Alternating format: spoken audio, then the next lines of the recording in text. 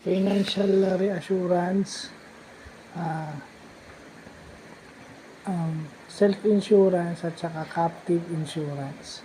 So yung self-reassurance, yun yung ginagawa ng insurance company para mabawasan yung risk o bawasan o i-restrict yung damage, yung cost ng damages sa kanila.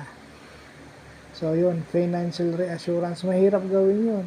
So yung damages ng mga insurance companies, nire-restrict nila yon o binabawasan nila yon by doing financial reassurance. Lagay na lang natin sa ganon. Okay.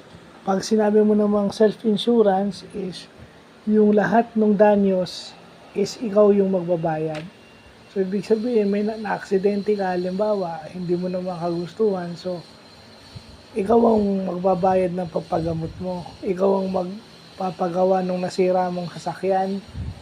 Halimbawa, yun yung self-insurance. Pag sinabi mo naman captive insurance, yun yung insurance company na yung insurance company, kayo lang ang pinagsisilbihan for your own use and benefit. Kaya nga ka-active, ibig sabihin, may mga insurance policies o companies na para lang sa inyo, exclusively for you. Halimbawa, dalawa kayong partido, may insurance company na exclusively for you. Kaya nga captive, ibig sabihin, sa inyo lang yun.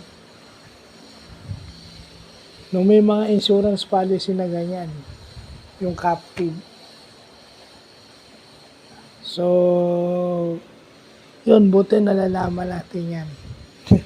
May self-insurance at saka captive insurance pala, no? At saka siyempre yung financial reassurance. So, yun lang po.